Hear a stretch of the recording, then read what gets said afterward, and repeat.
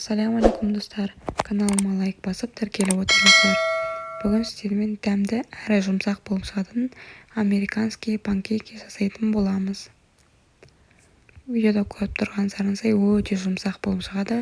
Ол үшін бізге 2 жұмыртқаны қантпен араластырып аламыз.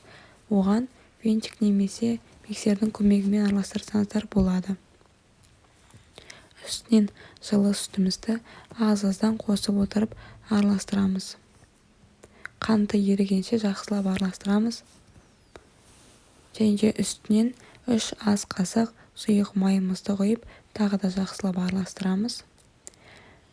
Разрыхлителді ұнға алдын ала араластырып аламыз және ұнды аз-аздан қосып отырып араластырамыз. Ешқандай комок қалмауы керек. Ұнды аз-аздан қосып отырасыздар. Және массасына қарап отырыңыздар, қатты қою немесе қатты сұйық болмауы керек. Біркелкі болғанша жақсылап тұрып араластырамыз. Және табамызды қыздырып қоямыз алдын ала. Баяу отта осылай панкейкидің 2 жағы қызарғанша жақсылап тұрып пісіріп аламыз. Бетінде майда көпіршіктер пайда болған кезде екінші жағын ауыстырамыз.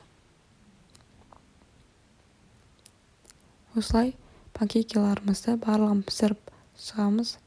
Және де өз қалауларыңыз бойынша сәндесеңіздер болады. Шоколадпен немесе вареньемен немесе сгущенкамен. Отбасы мүшелеріңізге ұнайтынына сөзсіз кепілдік беремін. Дайындап көріңіздер.